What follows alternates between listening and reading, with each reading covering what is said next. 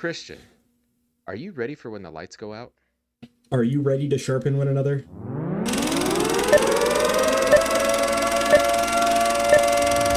All right, guys.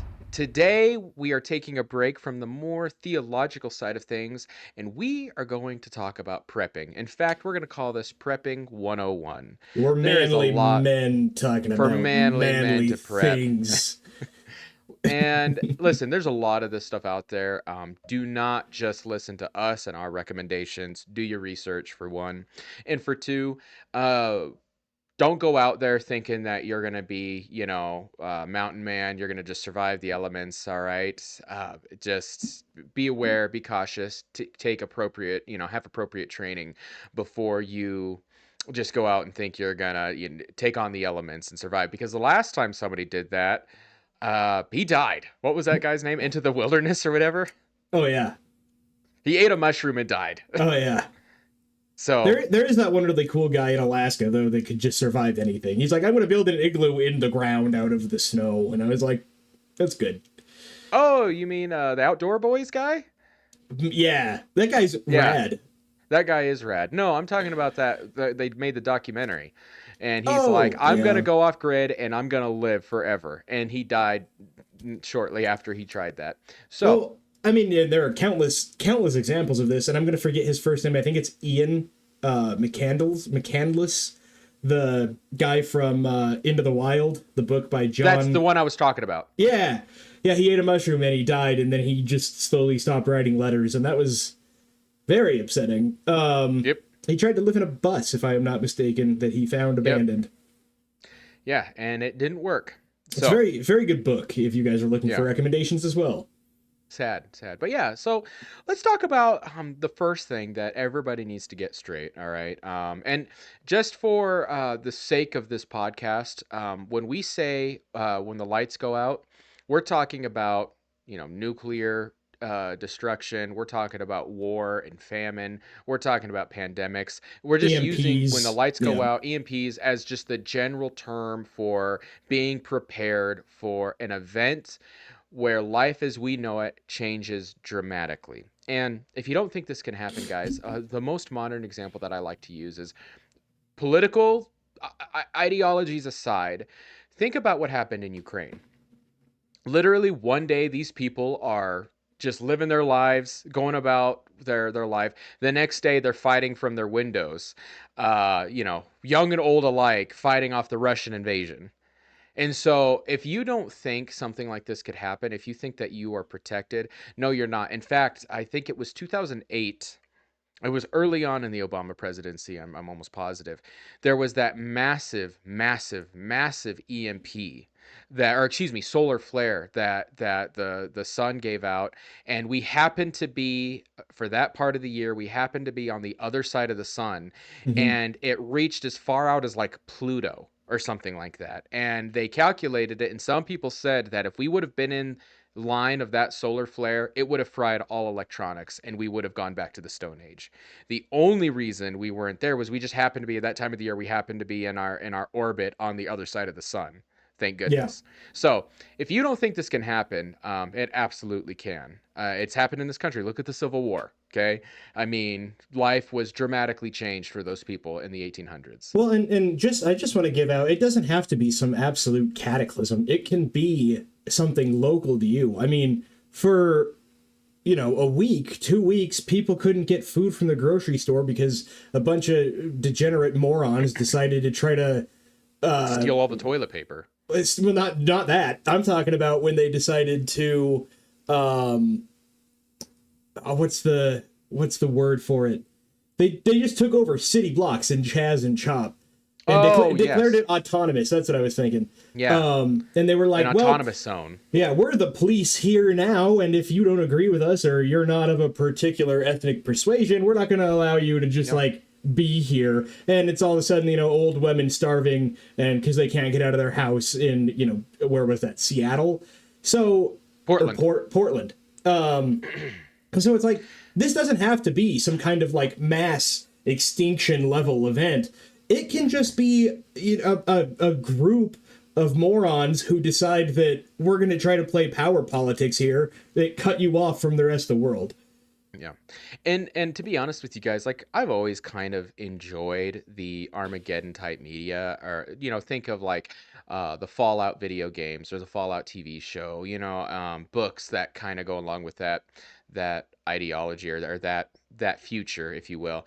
I've kind of enjoyed consuming media like that, and so I am a little biased, but one thing that really, really woke me up to the realistic fact that this could happen to us was right before COVID, when what I thought Christian was talking about was when you had the Australian wildfires, and then suddenly you have a toilet paper shortage, which then causes a mass, basically worldwide panic, and we suddenly go into a food shortage that lasted what, about a month? Hmm. Yeah. There was not food on the shelves of the grocery store. Now, I've gotten into arguments with people about why that happened, but regardless, it happened.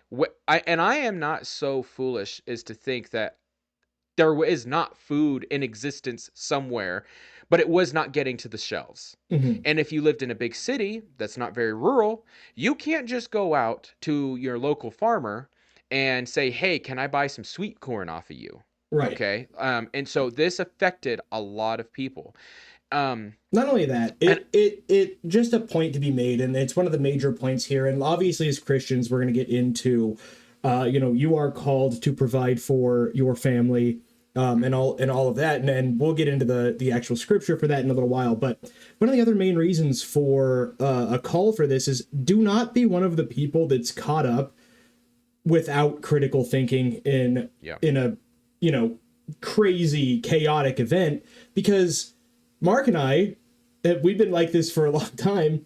We saw people buying 800 bottles of water at the store, and we were Yeah. like, cool, I've got life straws and pure filters. And it's like there's so little critical thinking. They were like, the government's gonna turn the water off. I was like, they didn't drop a nuke on us this time, Yeah. you know. Well, and the thing with that, to go along with that, was when I went to the grocery store, I told my wife, like, hey, we better go and stock up a little bit. In my mind, I'm thinking, yeah, I'm not, don't get me wrong, I love snacks, but I'm thinking like canned goods and You're right. beans and bags of Pickles, beans and bags of stuff that's rice and jarred. Yeah. yes. Excuse me. And when I got there, the first things that were gone was the meat and the snacks. And they had started in on the canned goods, but there was still a lot of canned goods. There was the giant cans of green beans and corn and stuff like that, and of meat. Hmm. And I just remember thinking, like, these people, this is what the movies joke about, of like just the ignorant people that die 3 days in because they bought bags of chips instead of cans of green beans. Like, Right. I'm like, what are we doing? And here's the thing, and I just remember that event really, it struck me because I was married at the time. I'm still married, but I was married then as well, to my current wife, and I remember, well, maybe not thinking then, but I think about it now and I go, I never want to be in a place where I can't provide for my wife. Hmm. I never want to be in a place where I have failed as a husband in providing just even food or water for my wife. And Christian, you have a scripture that talks about this, that kind of leads us into what we're going to be talking about today. Let me pull And it up. it's for everybody that's wondering, it's First Timothy chapter 5 verse 8. All right, so 1 Timothy 5:8 reads, "But if anyone does not provide for his relatives, and especially for members of his household, he has denied the faith and is worse than an unbeliever." That is some of the strongest language in the Bible. Not too often does somebody call a Christian worse than a non-Christian. But in this case, you are called, if you're a believer in Jesus Christ and you don't provide for your family, Paul says that you're worse than an unbeliever. I mean, Hmm. that's strong. And so Christian and I are both married, and we're both the head of our households. And we both, yes, we're both very much in traditional marriages. The Bible commands us to take care of our families. Hmm. And regardless of whether it's another pandemic, a dust bowl, which I'm worried we might be going into, at least in the state. I live in Wyoming. We are in horrific conditions right now as far as drought, and this summer is going to be awful. God, unless by God's grace we get some rain. So whether we're in a dust bowl or a war in Iran is causing oil prices to go up, uh, these are real problems that we need to deal with. And so the purpose of today is to hopefully give our listeners some practical tools to start getting their households ready to live Right. independently. And Right. that's really the goal, is for you to be able to live independently if all chaos breaks loose. Yeah, right, correct. Yes. And it's something that we've tried to put in practice. Unfortunately, my HOA doesn't allow chickens. But Mark does not have an HOA, and he has chickens I and do. rabbits. I do. So my wife and I, we do live in city limits, but we live in a small town that allows for some domesticated, agricultural related activities, Livestock-ish kind of livestock. Excuse thing. me. Yeah, thank you. And so we have chickens that provide several eggs. We have more eggs than we know what to do with, and we have meat rabbits. And so our rabbits are old enough now. We've started to breed them, and so that we can produce our own meat, literally in our backyards in a town. We don't have. I mean, yeah, we have a big backyard, but not like weirdly big. It's the same, kind of yard as anybody would have, and we also have a very large garden in the backyard. Hmm. And we also, by God's grace, live in a place where there is a river right across the street from us. And so we have access to water. We have access to our own food that we can produce. And Hmm. again, we're going to get into all that, but this is what we're trying to tell people to do, is take steps to be able to provide for you and yours in an event where supplies are not available to you. Yeah. Well, and I just want to, like, my situation's pretty much the same minus the meat rabbits. We live in a very small town. I'm not at liberty to discuss where, but we're maybe a 15-20 minute walk from a river. We're like a 5 minute walk from a lake. We have, I'm actually just we just got some fencing so that I could re-fence in the garden in our backyard. And we are trying to do as much as we can to be self-sufficient in that aspect. Yep. And this comes down to, like, you know what, maybe once a month or twice a month, go through, see if you have any old gas cans, maybe go to garage sales if people are selling them, clean them out. And then if you've got an extra, $20, $15, fill up a 5 gallon gas can and just Hmm. store it. I mean, it gets old eventually, but it's something you have in case of emergency. And it's just Absolutely. it's just a mindset, because if you're, most people, I feel, that don't live in the situations that Mark and I do, and it's not like we're extraordinarily removed from civilization, No, but no, not at all. we're out far enough where community is still a big deal. And it's kind of just a mindset of the people in these little small, like, conclaves, that it's like, if bad stuff happens, I don't want to be the food cache for the guy with a gun. You know what I mean? Like, Yeah. we're out here trying to take these little steps, and they're not huge things, but No, no, this little. is honestly easier to start than most people think. Yeah, and they're not. It's not big stuff. It's just enough to say, you know what, I can make it a month or 2 months if I have to. Hmm. And that's what I just want to go back, because you just made me chuckle when you're like, yeah, the big cans of green beans were there, but all the, sun chips were gone or whatever. Yeah. There have been so many times, and I remember during COVID this going on, my brain immediately jumped to, like, I'm gonna go get some emergency food kits, because they're Hmm. for emergencies.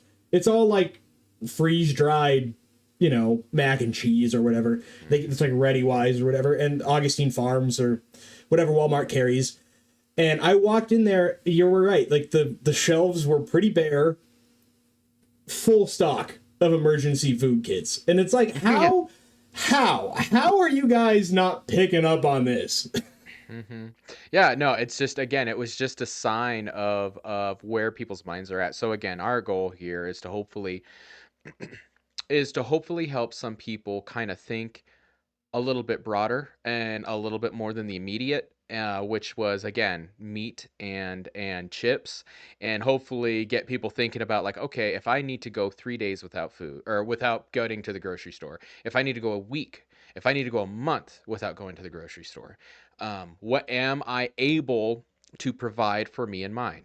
Mhm. So let's start actually diving into it now. We that was kind of a big opener, but let's actually get into it. So, prepping 101, guys. First off, we need to talk about what is your purpose for survival.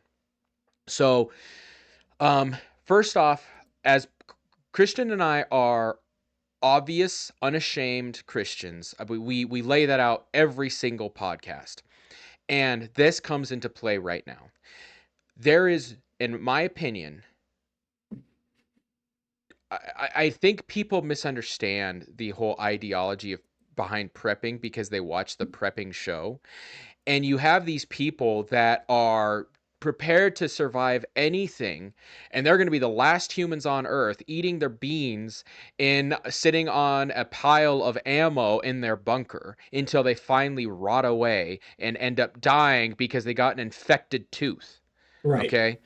You need to think bigger than just I'm going to make it through anything. Okay? What is your purpose for survival? And I think there's three things that at least as Christians, me and Christian can talk about. Number Yeah. one, Christian laid it out, which is you are going to provide for you and your family and your household. Okay. If you're not married, but you have aging parents, guess what? That verse said you need to take care of your relatives and your household. Hmm. Okay. So you got aging parents, or you have, nieces or nephews that are going to need somebody, or brothers and sisters that might need provided for. You are commanded to take care of your family, primarily those of your household if you're married, okay, and you have children of your own. So that's the number one reason that you want to be prepared, or that is one of three reasons that you need to be prepared. Hmm. Number two is an apocalyptic. I'm going to use that word, and I do not mean apocalyptic as far as the book of Revelations in the Bible. I just mean, again, where something dramatically changes the landscape of where you live. An apocalyptic, major, chaotic event, and you live through. God has made you live for a reason, okay? God has made you survive this for a reason. He has a purpose for your life, okay? Right. And nowhere in the Bible does it ever say to just lay over and die. Nowhere in the Bible does it say that. You do not roll over and you do not die. Your life is precious. If you're a Christian, it was bought with a price, Hmm. a very expensive price. It was the blood of Jesus Christ. Yep. And your body is the temple, and it is your job to take care of it. And God has a reason that you survived. Maybe it's to help your neighbors. Maybe it's to rebuild society. Maybe it's, I don't know what it is, but Yeah. God has had Well, you live through this event for a reason. Do not Elijah roll over and die. Elijah is a good example of this. He Hmm. tried. He tried to roll over and die. He wanted to Um, die. And God said, take a nap and eat some food.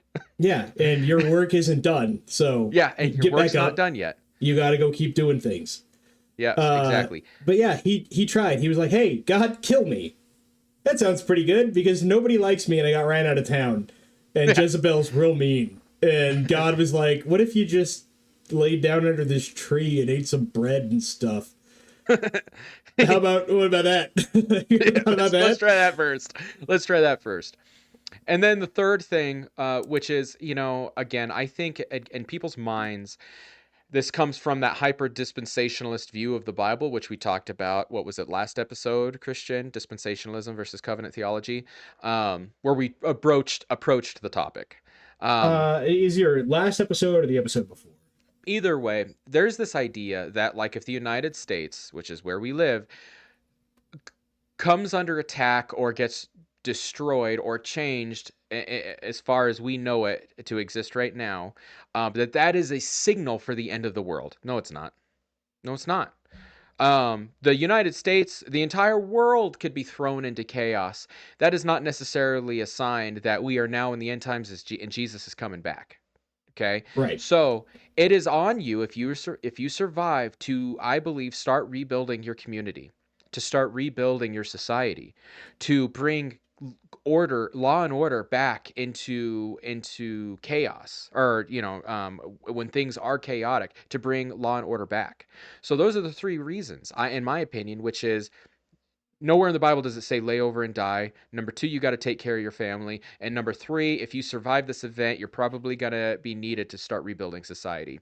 If your idea behind survival and prepping is just to build a bunker and live out your days eating from, eating unwarmed beans while you're sitting on, 10,000 rounds of 223 or 5.56, then you're wrong. Your mindset is wrong.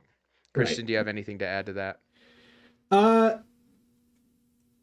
not really. I think you kind of covered everything. The only thing I would add is that Mark isn't saying that you shouldn't, if you feel, in my opinion, if you feel convicted to bury, a corrugated tube that's 5 feet in diameter so that you have somewhere to like hobble essentially when the nukes fall, Oh, feel absolutely. feel free to do that. But Yeah. but this isolate like personal isolationist, I'm not talking about like the foreign affairs term. Hmm. If you're like, I'm gonna do this by myself and I feel like I can definitely make it through, and I'm not, every man for himself mentality, Yep. you're not gonna make it, you're just not gonna do it. And if you do, why? Yeah, that goes back to the why. Yeah. Why survive? And again, for Christian and I, our ultimate purpose is Jesus Christ and his plans for our life. So, we got that out of the way. The why. The why. Now we're going to talk about, we have kind of three main categories. And we're going to have Cuts McGee put these up, but we have the primary necessities, secondary necessities, and tertiary necessities. Now we call them necessities and we list them in this order. They're all necessities in our opinion, in our amateur opinion. But the primary is going to get you through the first day or two. The secondary is going to get you through, a week, and the tertiary is for your long-term survival. Okay, and Hmm. that's why we have it. They're all necessary, but start if you're brand new at this. Start with the primary because that's going to get you to live through a few days. Then work on getting your secondary necessities figured out, and then finally work on your tertiary necessities. Right. So to start off with our primary, Christian, why don't you start us off? Yeah, so the first thing you're going to want to do is figure out how a means with which to create fire. Warmth is pretty much essential to just Hmm. surviving a day or two, out and about. You can't really make it unless you have something to clean your water, which we'll get into. That's another one in this category is clean water. You need something to clean your water with, boil your water with. You need something to Cook your food. warm. Yep, to cook your food. You need something to warm your shelter with. And that's actually everything that we have in this category is fire, clean water, shelter, and food. Yep. Um, And it's funny, they tell you the first thing to do, I think if I remember correctly, if you cross like a river and you're all wet, the first thing they say to do is take off your wet clothes and build a fire. In mhm, fact, if you're in a survival situation, they say one of the very first things you should do is build a fire. Because even the psychological improvement that you will have from having a fire is quite substantial. mhm. And people that are able to light a fire and keep a fire going is huge. And with that, it's funny because we're not necessarily talking about bugging out, which is just a term for like you have a bag with all your survival gear and you're getting out of Dodge. We'll talk about that at the end of this episode, but we're really talking about surviving in your household. So, by no means are we telling anybody to go light a fire in the middle of their floor. But like if you have a yard or something, or maybe you're in an apartment and you have a grill, which is able to, use wood as far as its fuel source. um, that is what we're talking about. We're talking about the ability to have a controlled flame that is able to heat, sanitize, boil, Yeah. and, Well, and and etc. let me throw something out here as well because a lot of people seem to miss this. It comes across to me like in a lot of these situations when you say you need a fire. That doesn't mean that you need a big roaring campfire to roast No. marshmallows around. One of the most important things that I've discovered in looking into this is just having emergency candles around your house. Yes. Because if even if you have a big house, like I have a pretty okay sized house, uh, if it gets cold, we have a natural gas fireplace, but like if it gets cold and we don't have any power, candles provide enough heat and light to let you like kind of continue to live. You're not going to freeze if you have enough Hmm. candles going. Yeah, And candles are extremely inexpensive. Like emergency candles are very inexpensive. very inexpensive. Yeah, you can even get they're like survival candles that have a bigger flame. They're almost like a little can of tuna. Hmm. They have a bigger flame. You can cook things on it, you know? Yeah. Yeah, and so with fire, some of our recommendations is what is a very cheap and inexpensive thing you can get to start off your survival needs. It's a Bic lighter. Yep. A Bic lighter. They say most survivalists agree that is one of the best fire starting uh, tools that you can have. Very inexpensive. It survives almost anything. You can drop it, you can kick it. Yes, they can break, but overall, they are a good tool to have. And then the second thing is a ferro rod. Hmm. So you can go to any at Walmart, almost any convenience store, a lot of them will have like a little survival section, a little camping section, and you're going to find a ferro rod and with a striker. And it's essentially just two pieces of different types of metal that cause a spark that It's you're the able to start a fire it's with. the old flint and steel trope, essentially. It's just Yes. modern material, And what's pretty beautiful much. about those is guess what? If those get wet, they dry and you can still use them. Hmm. So start off, and again, have training, do this under supervision. We kind of that disclaimer, don't try any of this at home. These are just our own recommendations for ourselves, but get training on all of this.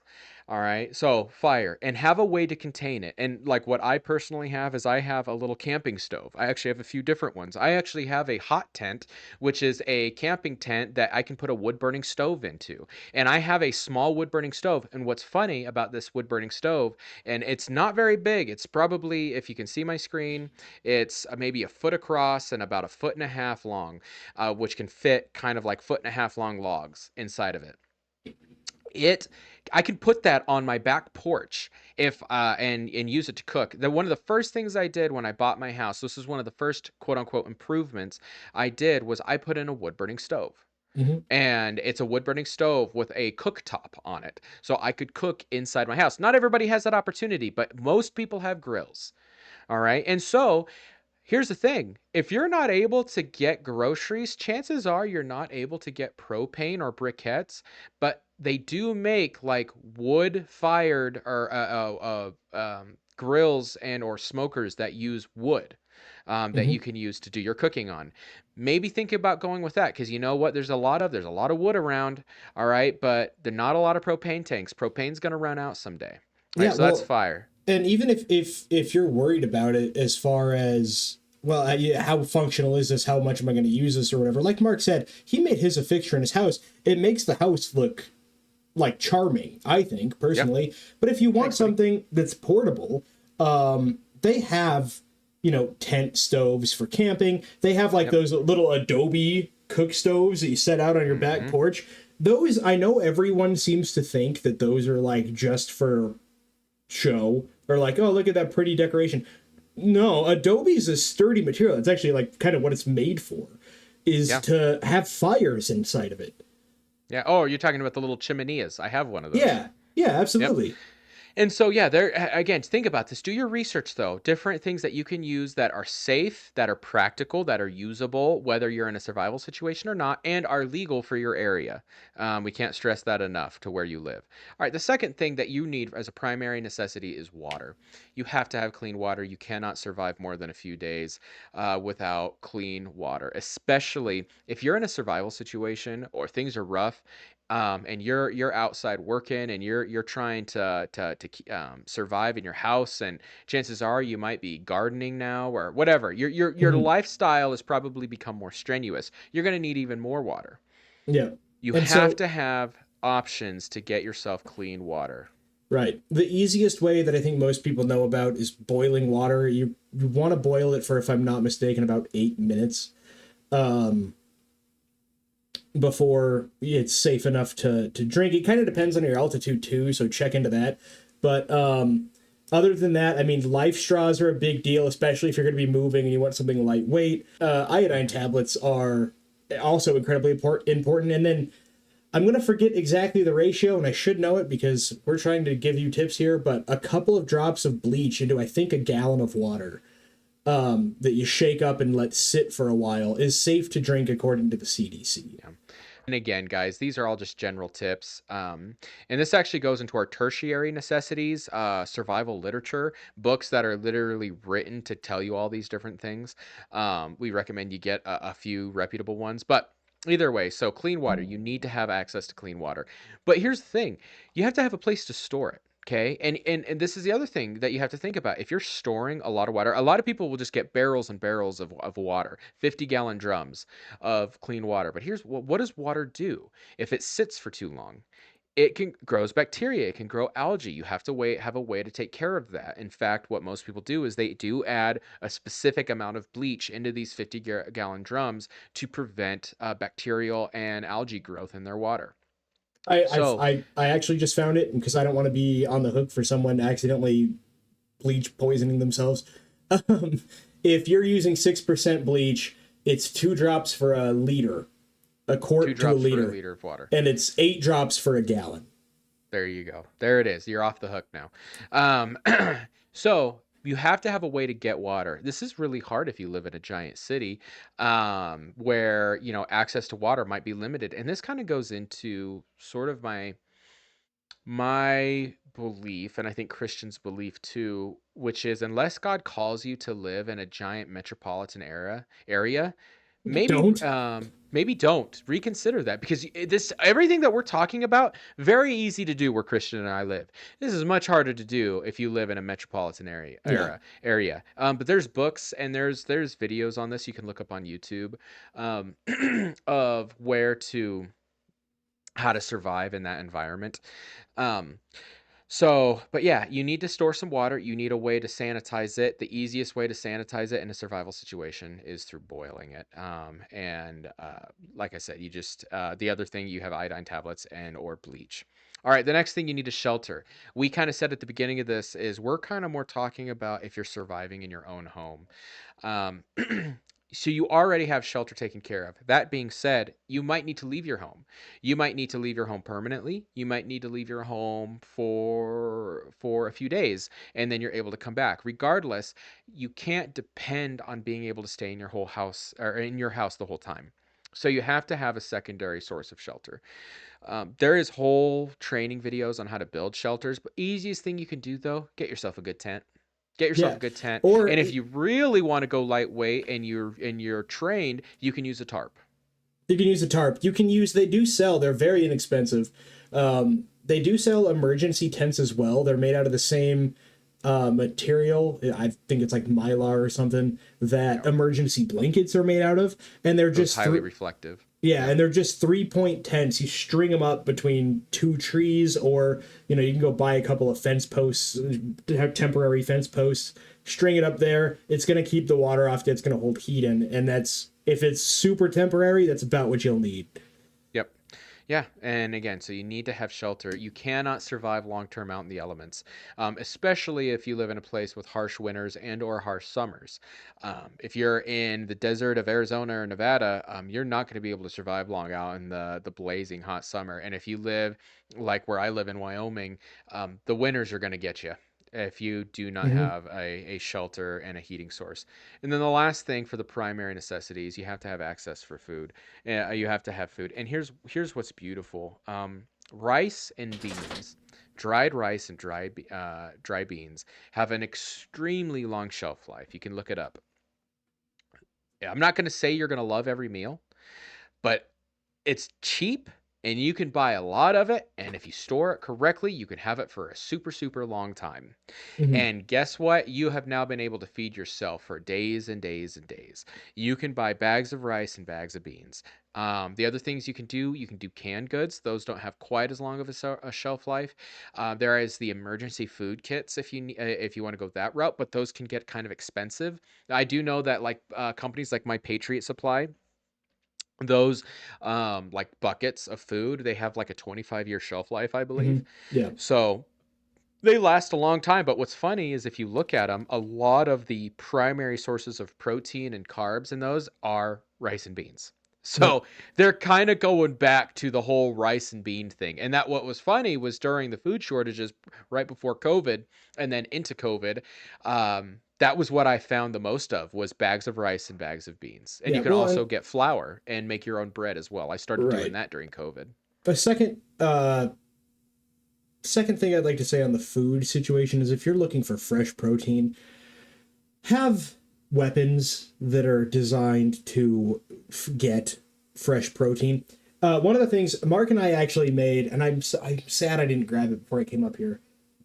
We have little Altoid cans, and we'll get into bug out stuff later. Um, But I've got a couple ways to make fire in it, and a little Altoid can survival kits. yeah, and so they're about this big. They're actual Altoid cans, but fishing line is, in my opinion, a necessity. Have a few hooks and some fishing line because you don't need a pole. You can tie it to a stick or your finger. You can throw it in the water and hopefully snag something. So that's a means to get some better protein, if that's what you want to call it, than beans and rice, because that's going to get old pretty quick. But they sell survival rifles. They sell Survival knives. survival knives. That It's just very compact stuff. I urge everyone to learn how to make snare traps. They're incredibly easy to build. It takes a little bit of learning and practicing, but it's not an incredibly difficult thing to do. And you're going to want all these things to work in unison. It's not something like, well, we need meat today. Hopefully I see an animal. It's like, go out, set your traps. You can take a little bit of time out of your day, from the survival altogether, to go try to hunt something and throw in some like trot lines across the water, because you're gonna get something. Yep.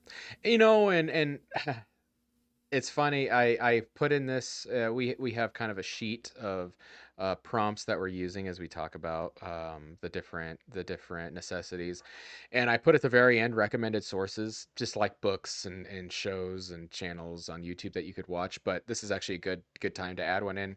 I really really like the show Alone. That I think it's the History Channel that produces it, and you can watch. I highly recommend everybody watch it. I think it does a very very good job of what survival looks like. The only problem with it is they're not out there long term. They know they could technically be out there like, what is it, 6 months or a year, but Yeah, they know that they're coming home at some point. What we're talking about is this is maybe the new normal. right. But one thing that they do in the show is almost everybody that survives long term on this competition show is they all have snares and fishing lines that they string out, and they check it every morning. They check their snare traps, they check their fishing lines and their nets to see what kind of food they got for the day. And that's what Christian's talking about. Yeah, and like I said, it's just having kind of a cohesive plan with Hmm. multiple sources of this, because you might not find a rabbit that day. You might not find a fox. You might not be able to take a dove out of a tree or something like that. Like, it might not be as easy as running around with a gun and plucking something out. It might be that you got skunked that or during that day, but you go check your trout line across the creek or river or whatever you're doing. You got some fish. We can eat Yeah. fish today. Like, Yep. it's an important thing. And if you really want to get super crazy with it, you can mix it in with the rice and beans, which You is can. great.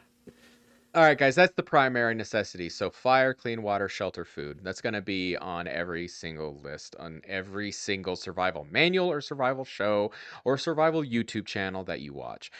Now we're going to talk about secondary necessities. So if the primary got you through the first day or two, maybe 3 or 4 days, the secondary necessity is going to get you through what we think is maybe the first week or two.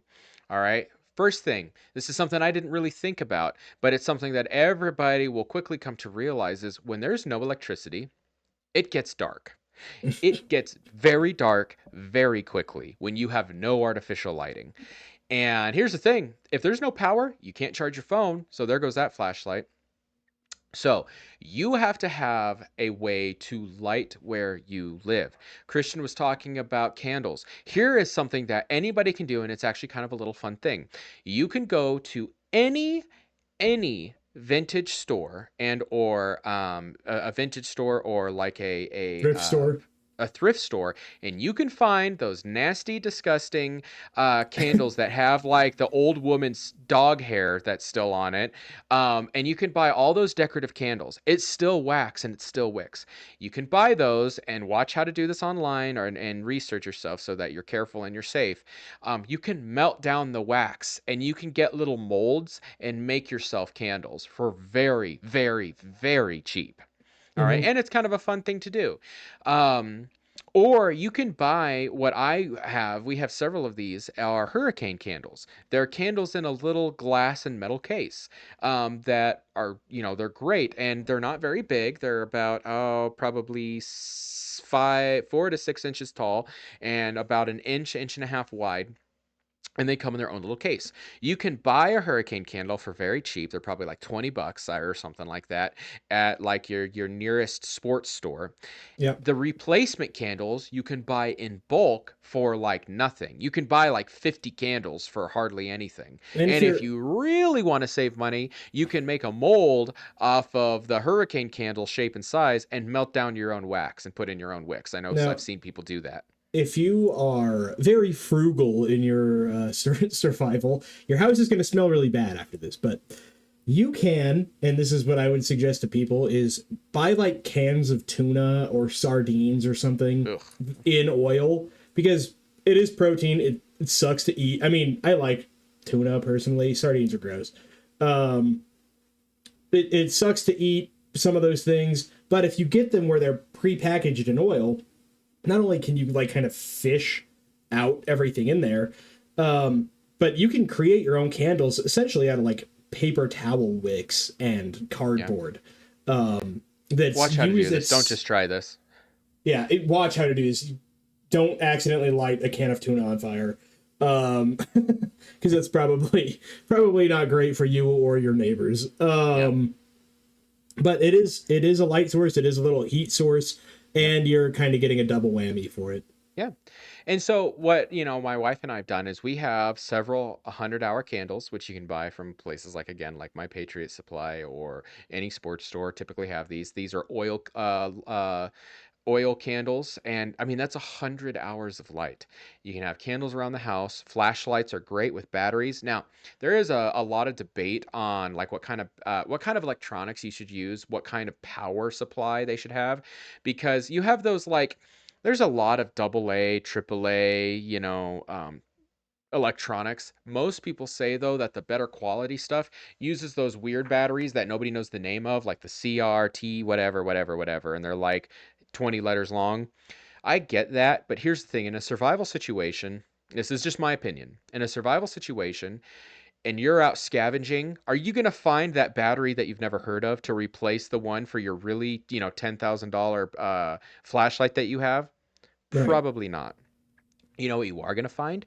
Double A and triple A batteries everywhere.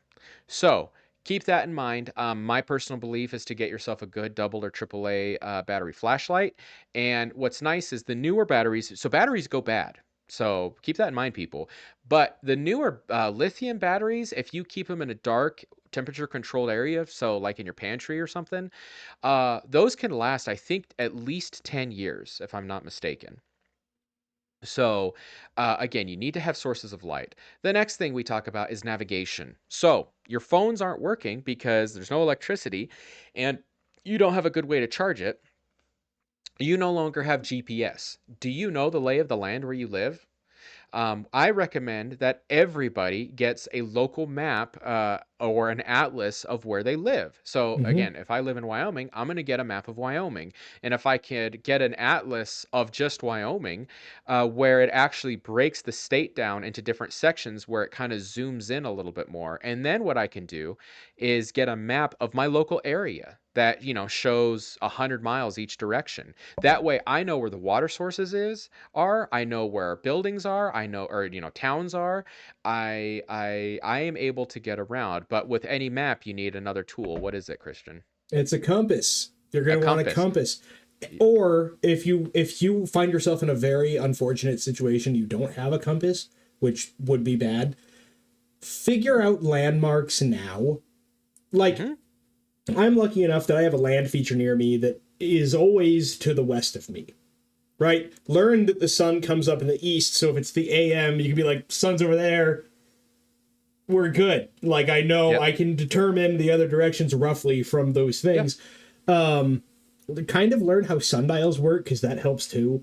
Uh, Hmm. but but for the most part, yeah, you want a compass. So if you're being prepared, you're going to want a compass, and don't get like the compass out of the bottom of a Captain Crunch box or like something like that. They're not incredibly expensive to They're find a not. decent compass. You know, Maps, you can get some maps for free at yeah. gas stations for like hunting during hunting season. Hmm.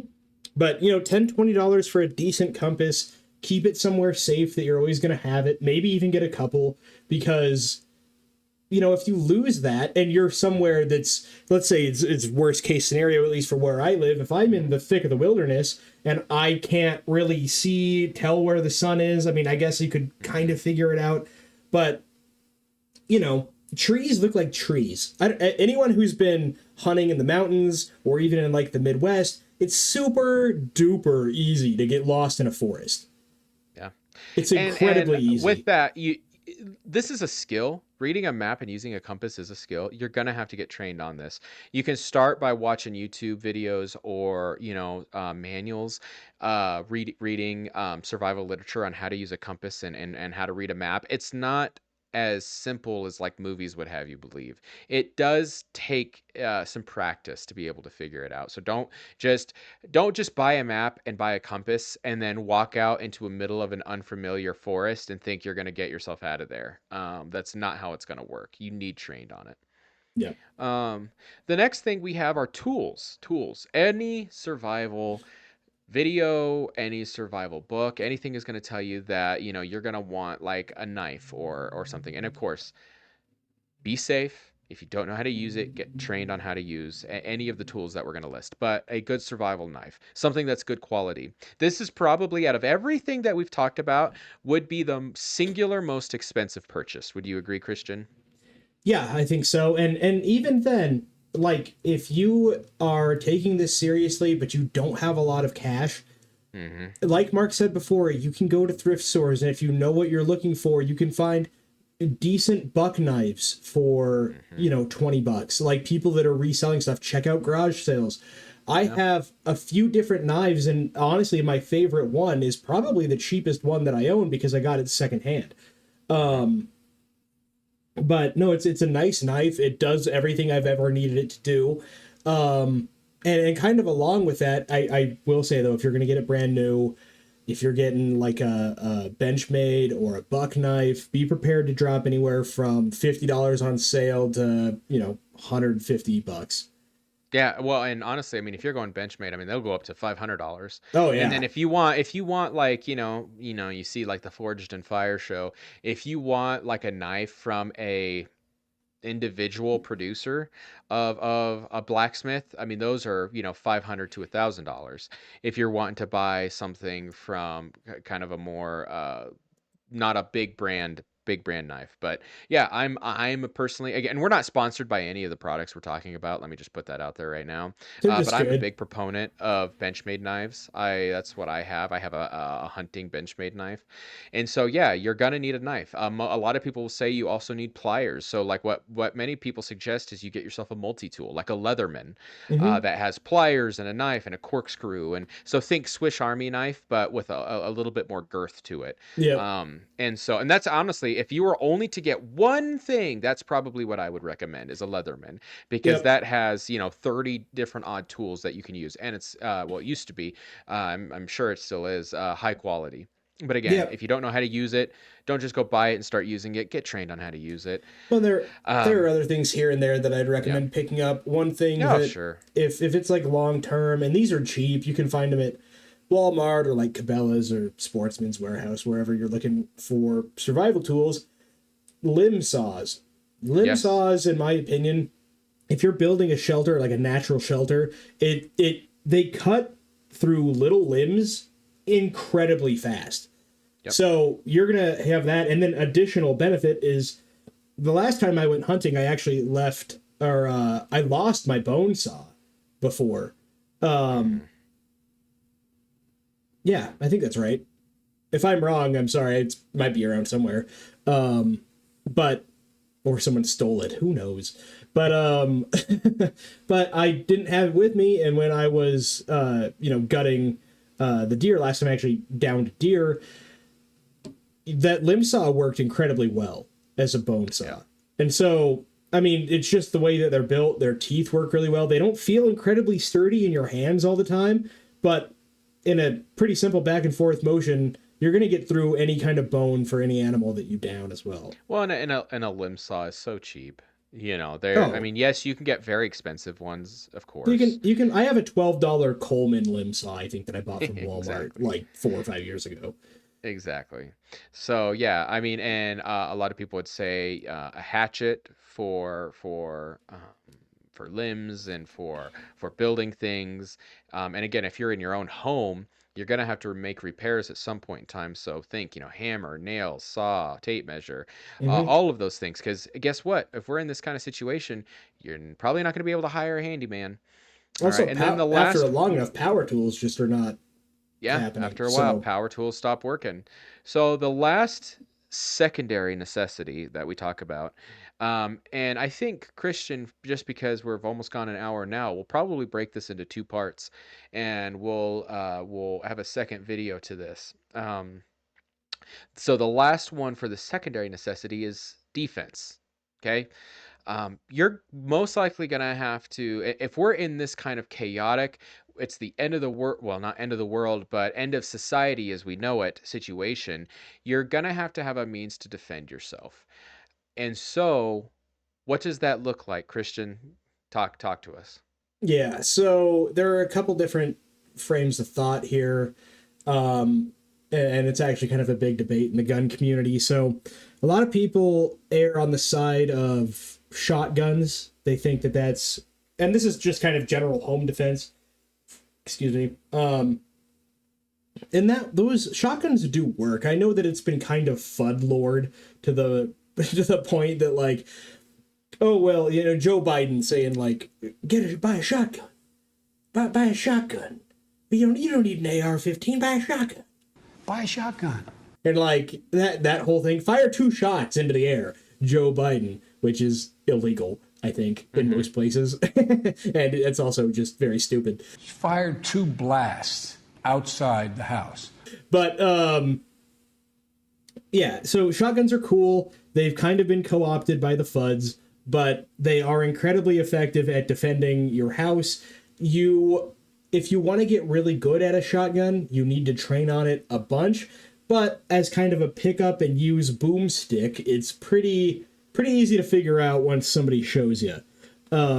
So that's one way I would do it. I personally, I have an AR for home defense, or in this situation, camp defense. They're, in my opinion, they're incredibly reliable. They're easier to wield and kind of maneuver. The furniture on it is more comfortable to use. There are a lot more configurations that you can do with it. And if you know what you're doing, if you buy an AR and you figure out like I want this kind of optic, it's kind of a mid-range thing. They have some adjustable optics like that, like LPVO. I always screw that up. But yeah, if you buy one of those, it's like you can have it down to 2 or 3 times magnification, or as far up to in some of them like 8 to 10 maybe. So and it lends itself to hunting as well, because a 223 round, as much as people like to say like you can't kill a deer with an AR-15, it's like yeah you can. It's pretty much entirely shot placement. That bullet is screaming. It's going to go through whatever it is. So not only do you have that for hunting, which is great, but they're easy to use. You can pop off a lot of shots very quickly. They're very low recoil, so you can stay on target without, training like a Navy SEAL. like I know a lot of these guys can have, handguns pop off, 8, 10 rounds, and they're hitting they're hitting an area this big, and it's like, wow, I can do that. No, I do recommend that you have handguns, especially if you're just maneuvering around like the wilderness and you don't have enough to carry. I'd recommend if you're in the woods, like a 10 millimeter or bigger for bears or mountain lions or something like that. It's also going to take out a person. So that's pretty, that's pretty cool. But if you have no other option, 9 millimeters are cool. You can hold a lot more. Even if you don't kill a bear, you know, right away, if you have 17 rounds of 9 millimeter, it's certainly not going to like it very much. So, I mean, it's a deterrent for sure. Either that or you're going to make it mad. And Well, and I think too, real quickly, defense is more than just how many guns you have and how much ammo you have. yeah, Do you have and this kind of goes actually into our tertiary necessities, but it almost goes with defense and the secondary necessity. Do you have an evacuation plan? Do you have a plan with your family if everything breaks loose? Do you have a meeting point where everybody yeah. knows to get to if you have to get out of your home? Is your Well, home defendable?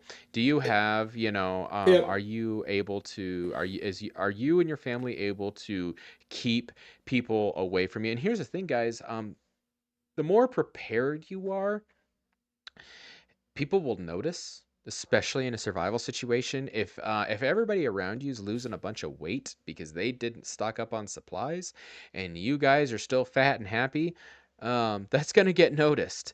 Yeah. So, Well, is your family trained? Is it shouldn't just be you being, whoever's listening to this, is your household trained? Are they ready to go? And also, it's more than just like, do I have a gun that goes boom? Are you trained in hand-to-hand combat? Even just a little bit. If not, you should be. mhm. Do you know how to throw a punch? Do you know how to take a punch? Me and Christian have talked about that. So, defense is more than just how many guns and how many bullets you have.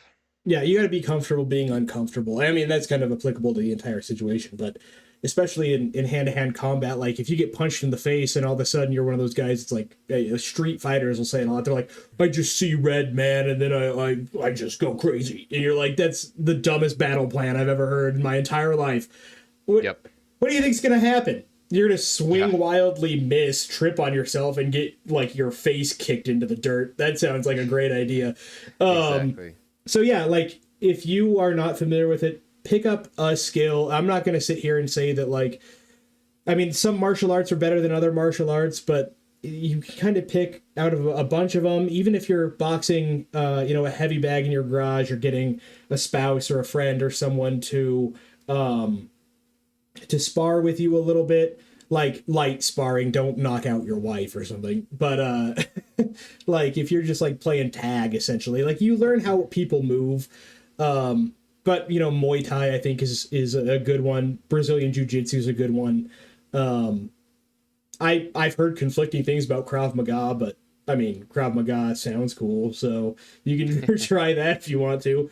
And so like yeah, just try to pick up a skill. Practice it as much as you can. Don't watch like a YouTube video and then not put anything into practice and assume like, well, I can do what that, second degree black belt just did. He made it look so easy. It's like, no, you need to figure out a way to put it into practice. So that is important. Mark, I did want to touch on something else you said about like your house. Make sure you have good solid locks on your doors and other Hmm. ways to potentially brace forced entry. Because like he was saying, if you're fat and happy and everybody else is starving, people get desperate really fast. And all of a sudden their need to not starve to death, and probably rightfully so, is more important in their mind than your, ability to have private property rights. So Yeah. they're going to try to get in there and take your stuff. It's pretty incumbent on you. It's entirely incumbent on you to stop the threat. And this isn't like a call from Mark and I to be like, well, I'm going to shoot anybody that walks on my property. It's like, no, No. we don't No. need to be doing that. But No. if someone breaks into your house, especially in a very chaotic and desperate situation, and you have people that you love inside, you stop the threat by any means necessary. If that means that they die, it means that they die. But it doesn't mean that you're actively looking to kill. You're looking to No. stop. No, no, yeah, you want to always disarm the situation before force is necessary or needed. Right, and And I also I want to clarify. I'm not one of these people. It's like, why don't you shoot him in the leg? Because one, that's stupid. You have a femoral artery. You're just gonna bleed out 10 seconds later. That's the dumbest thing I've ever heard. But two, like, you're not gonna train for shooting people in the leg. And so when I say like shoot center mass is essential, if you have to defend yourself in that situation, I said like you're not trying to kill, you're trying to stop. That's true, but the best way to stop somebody from hurting you and your loved ones is to hit the parts that makes everything work. right, you right. know? And I think too, like all of this, again, this is not a call to just go into every situation with deadly force in mind. If you can, if you can de-escalate the situation, that's a much better outcome for everybody that's involved, Yes. and that should be Yes. our primary. Um, that should be the number one action is Well, and if de-escalation it's before as it comes to that. But again, Christian and I are talking about an event, again, when the lights go out, and things get very, very chaotic. But that all to be said, if we take a few steps back a little bit, in the case of the food shortages, what we're telling you to do right now is probably not going to reach the boiling point where people are breaking into other people's houses to try to steal from you and kill you so they can get your supplies. This is a hey, we're starting here in order to ensure that we can live independently and live in relative, I'm not going to say I guess comfort, but live with our needs met, mhm, regardless of if it's a 2 week food shortage because supply lines are cut off, or if it's a years long rebuilding of right. society. All of what we're telling you applies, but the one that necessarily may not always apply is the defense talk, Right. which is, again, we're talking about if things are really bad and there is no government to be found and law enforcement is dissolved and people are coming to kill Yeah, you we're to this take your is this things is is what we're Mad talking about. Max situation, like The Last of Us, Hmm. people trying to roving gangs of bandits, like this type of Exactly. situation. And it can kick off pretty fast, like if there is a total like dissolving of society. The second that the guy who's unprepared to you, who lives next door, starts running out of clean water and doesn't know how to do it, starts running out of food and doesn't know how to find it, and he sees you over here being all content with your candles and gasoline and means of energy and like food and gardens and whatever, Yeah. he's gonna like, and that's, put yourself in that position. If you don't know how to do that and that's the only way that you can think of to not die, you're probably going to do that too. And so it is a tragic situation if it happens. But we're not saying that this is every situation, and there are ways to de-escalate it. Like, say for example, you have an excess of food that's perishable. Because I would never recommend, like, hey, I've spent, the last 10 years building up this giant stockpile to survive the nuclear holocaust. Great, I'm going to hand it off to all my neighbors. It's like, I wouldn't recommend doing that. But if you have a garden and you have extra food that's perishable that you're not going to eat, maybe try to de-escalate by like, would you like a tomato, my good man? Like, Right. Well, and that goes into what we're going to talk about, I guess, next week, which is a tertiary necessity, which is community. Pretty much every knowledgeable person that deals with the idea of prepping for these worst case scenarios all have come into agreement that you will not survive unless you have a good community around you. Um, but that is for next week because we are out of time. One thing I would just like to leave you guys with as a recommendation is watch some other videos online: how to build shelters, how to boil water, how to make fire. Watch the TV show Alone. I think that does a good job of, again, of kind of showing you what it looks like if somebody goes out into the wilderness and tries to survive. There's a few books that I could recommend as well. These are fictional books, but they at least get you thinking. The first one is Going Home by a pen name. It's called A American. It's not a Christian book, it's a secular book, so keep that in mind. Um, I, but it does a good job of what it would look like if all the lights went out, if the and you were put into a survival situation very Yeah. quickly. And then another one, which I think is actually, it's become one of my favorite books, and it does a really good job, at least what it would have looked like in the 1950s, but it still makes you kind of think about how you would deal with the situation today. It's called Alas, Babylon. It's a very good book. And that is, what if the United States went into a war and it became nuclear, and then communities had to survive because basically the entire world got nuked out of existence, Mhm. and there's just pockets of humanity that are left trying to survive. So again, these are just some books, and then another one, I haven't read it fully, but what I did read is really good, and I've heard nothing but good things. If you want a Christian's view of if the lights go out, it's literally called Last Light, and that is a Christian's take on if, again, the world was plummeted into chaos, whether it was due to war, EMP, solar flare, something like that. My recommendations are not going to be books. They're going to be videos that you can watch. A couple of channels for the defense situation and for urban combat if you happen to live in an urban area. He does some things rurally as well if you're trying to avoid people. He's very good tactically. I think he was former Air Force Special Forces, but it's Grand Thumb. And the other guy, he's involved in a lot of controversy, and I understand that. I think personally I I'm not gonna make a statement on it. But anyway, his name is Mike Glover, and he does really good breakdowns as far as survival. He's got another channel. I'm not gonna remember it off the top of my head, but if you look it up, you'll be able to find it. So, but those are what I would recommend as far as survival videos. I also, just for the meat portion, learn how to gut deer, learn how to hunt, learn how to fish, learn how to trap. Meat eater is, I would maybe avoid in this situation watching a lot of the, like, I'm going on a ram hunt on a private ranch and wherever. Watch the ones where he's trapping beaver in, western Wyoming. Watch the ones where he's hunting deer. He gives a lot of very good tips. Him and Remy Warren are the two best sources, I would say, for Yeah. hunting. Well, just to go off of that, I forgot at one point in time how to gut a deer because it had been a while. I think Meat Eater has a 4-minute video, and I was able to successfully, while watching this YouTube video, gut an entire deer and do it quite Yep, well. and fast. So and very quick. So he's another great source. But guys, that's it. Hopefully you got something from this. We're gonna pick this up next week on our kind of tertiary necessities. Give you some last final thoughts. This is kind of a fun topic to talk about, and again, it's really easy to start. Anybody can go to the gas station and buy a Bic lighter. Anybody can go to a sports store and buy a Life Straw. Anybody can go buy a $10 survival tent, and anybody can go spend $50 on a few 25-year shelf life survival foods. There you go. There's your primary necessities in a very amateur, to be fair, but way. But your primary necessities were just Yep. met.